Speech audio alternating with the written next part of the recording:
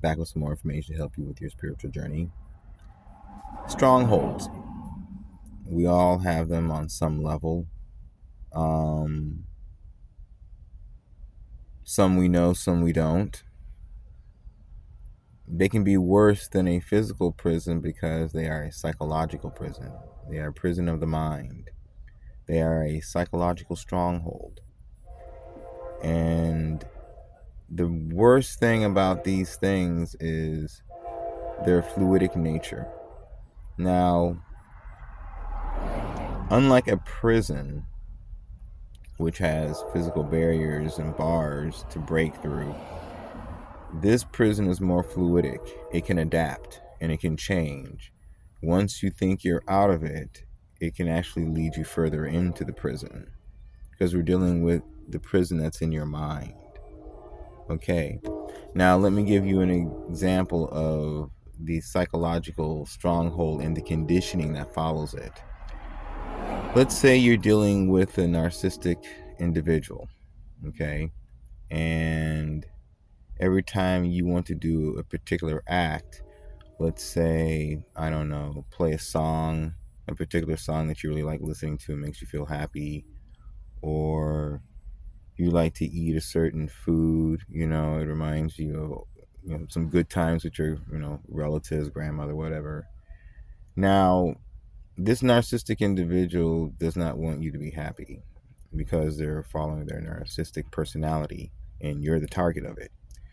So every time you exhibit this particular behavior to either play that song, eat that food, or whatever, they're going to persist into some type of negative dynamic, a fight, negative words, making you feel bad, anything to condition you into not doing that act.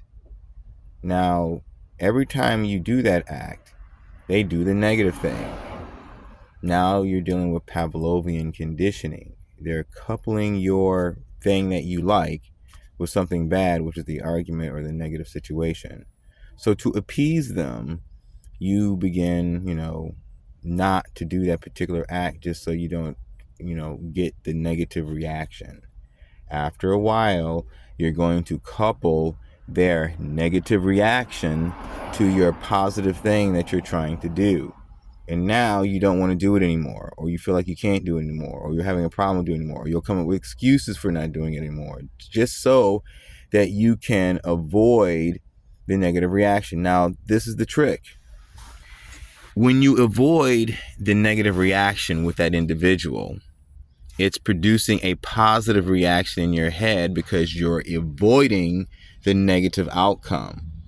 Now, the positive outcome that you're coupling with that situation, I don't want to argue with him, so I'm going to stop it, is now conditioned in your mind that the positive thing for me to do is not to listen to it.